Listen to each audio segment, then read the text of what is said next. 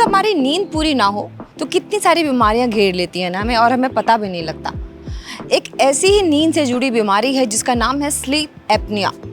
इस नाम से हो सकता है हम ज़्यादा रूबरू ना हो, लेकिन इसके जो सिम्टम्स हैं वो हर घर में पाए जाते हैं। चलिए इसके बारे में और ज़्यादा विस्तार से जानते हैं और ये भी जानेंगे कि ये कितना खतरनाक हो सकता है। अच्छा, अगर हमारे यहाँ कोई खर्राटे लेके सो रहा होता है या हम कहीं खर्राटों की आवाज़ सुन रहे होते हैं तो हम जनरली यही सोचते हैं कि वाह क्या अच्छी नींद आ रही है, देखो ये तो खर्राटे ले रहा है। लेकिन क्या आप जानते हैं कि अगर वो खर्राटे ले रहा है तो हो सकता है कि वो स्लीप एपनिया से ग्रसित हो। स्लीप एपनिया एक खतरनाक बीमारी है। इसमें क्या होता है, जब व्यक्ति सो रहा होता है खर्राटे की आवाज़ तो आती है, लेकिन उसके बाद 10 से 15 सेकंड के लिए उसकी सांस रुक जाती है और उसके बाद उसकी नींद खुल जाती है और उसकी नींद बार बार टूटती रहती है।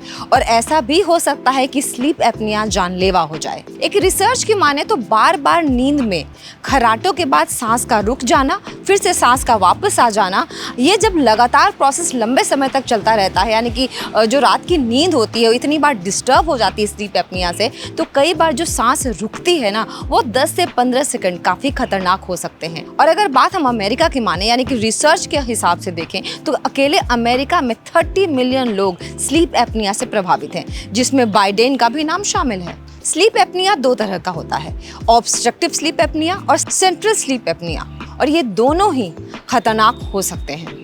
ऑब्स्ट्रक्टिव स्लीप एपनिया में क्या होता है कि जो पीछे की मांसपेशियां होती हैं ना वहाँ शिथिल पड़ जाती हैं, जिसकी वजह से सांस लेने की जो जगह होती है वो कम पड़ जाती है और वहाँ से फिर खर्राटे आने लगते हैं और फिर सांस रुक सी जाती है। वहीं सेंट्रल स्लीप एपनिया में हमारा जो ब्रेन होता है, हमारा जो दिमाग होता है, वो सांस लेने वाली जो मांसपेशियां हैं उनके साथ अपना तालमेल नहीं बैठा पाता है और उसकी वजह से सेंट्रल स्लीप एपनिया हो सकता है। इसके अलावा और भी कुछ ऐसे कारण हैं जिसकी वजह से स्लीप एपनिया हो सकता है। तो चलिए उन कारणों को विस्तार से जानते हैं और ये समझते हैं कि स्लीप एपनिया कितना ज़्यादा खतरनाक हो सकता है। इसकी सबसे बड़ी और पहली वजह है बढ़ती उम्र।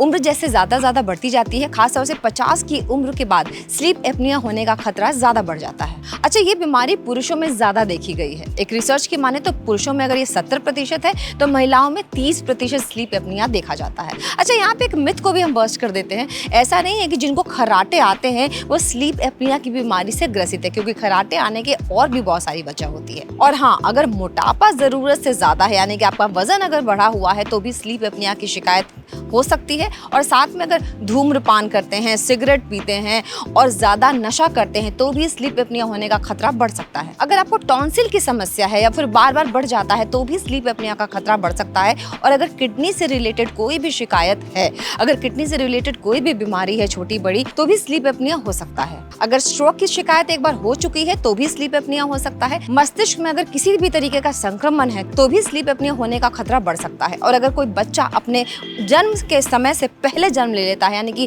प्रीमेच्योर अगर कोई बच्चा है तो भी उसमें स्लीप एपनिया हो सकता है। स्लीप एपनिया के कुछ खास लक्षण हैं जिसके बारे में बात करना जरूरी है। एक लक्षण जिसके बारे में हम आपको बार बार लगातार बता रहे हैं वो है खर्राटे लेना।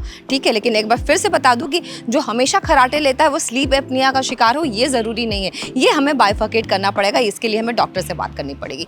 दूसरा ये है कि सांस लेने में दिक्कत होना, सांस का रुक रुक कर आना और जरूरत से ज्यादा थकान हो जाना। कभी कभी ऐसा लगता है हमने पूरे दिन आराम किया है फिर भी थकान क्यों महसूस हो रही है, तो स्लीप एपनिया का एक लक्षण ये भी है। अगर रात में आपने भरपूर नींद ली है 6 से 8 घंटे की, उसके बाद भी अगर आपको बार बार नींद आ रही है दिन में, इसका मतलब ये है कि स्लीप एपनिया का एक छोटू सा लक्षण ये भी हो सकता है। अगर आप बार बार किसी चीज को भूल जाते हैं, यानी कि दिमाग जो है आपका ठीक से एकाग्र नहीं हो पा रहा है, बार बार एक ही चीज को सुनने के बाद भी आपको वो चीज समझ में नहीं आ रही है, सतर्क नहीं हो पा रहे हैं, तो भी स्लीप एपनिया का एक लक्षण ये भी हो सकता है। और हाँ, अगर आपको बार बार यूरिनेशन के लिए उठना पड़ता है, रात को जागना पड़ता है, तो भी स्लीप एपनिया हो सकता है। तो अगर इस तरीके के कोई भी लक्षण आपको दिखते हैं, समझ में आते हैं, तो एक बार डॉक्टर से सलाह जरूर लीजिएगा, क्योंकि स्लीप एपनिया का अगर समय पे इलाज नहीं कराया तो ये जानलेवा भी हो सकता है। अगर आपको हमारा आज का ये वीडियो पसंद आया है, लाइक शेयर कमेंट जरूर कीजिएगा और हाँ, ट्रेंड्स टाइम को सब्सक्राइब करना बिल्कुल मत भूलिएगा।